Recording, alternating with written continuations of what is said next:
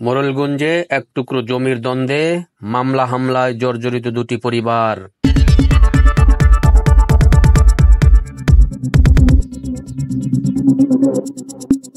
৯ শতকের এক টুকরো জমির দ্বন্দ্বে ধ্বংস হচ্ছে দুটি পরিবার। মামলা মোকদ্দমায় জর্জরিত, কষ্ট অর্জিত লাখ লাখ টাকা ব্যয় করতে হচ্ছে সমাজের কিছু সুযোগ সন্ধানী লোকসহ বিভিন্ন ঘাটে ঘাটে।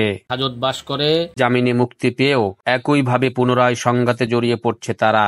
স্থানীয় জনপ্রতিনিধিরা নির্বিকার, নিরপেক্ষ সমাধান দিতে পারছে না কেহই। কলহ বিবাদ থেকে থামাতে পারছে না এই পরিবার দুটোকে।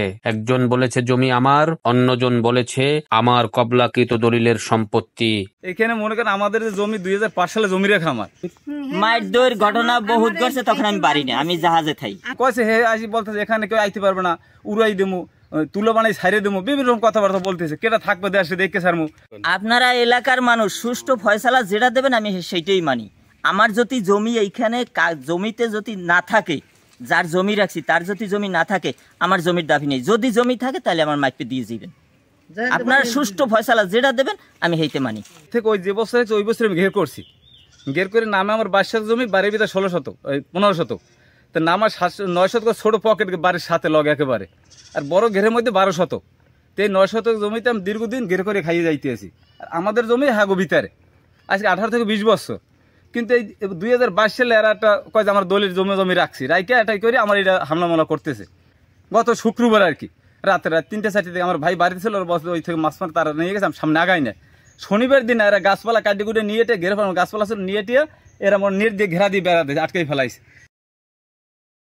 একই বাড়িতে বসবাসরত অন্য পরিবারগুলো দুপক্ষে ভাগ হয়ে যে যার মতো করে সাপোর্ট দিয়ে যাচ্ছে তাদের, কিন্তু নতুন করে বারবার সংঘাতে জড়িয়ে পড়ছে, ক্ষতিগ্রস্ত হচ্ছে তারা। প্রতিপক্ষের করা একটি মামলায় 14 দিন হাজতবাস শেষে আব্দুর রহিম নামের এক দিনমজুর সদ্য জামিনে মুক্ত হয়ে বাড়িতে ফিরে দেখে তার মাছ চাষের ছোট্ট ঘেরটি দখল করে নিয়েছে তারই চাচাতো ভাই বারেক হাওলাদার। মৎস্য ঘেরের চারিধারে থাকা গাছপালাও কেটে নিয়ে লাইলনের নেট দিয়ে ঘিরে নিয়েছে তার ভোগদখলীয় মৎস্য ঘেরটি।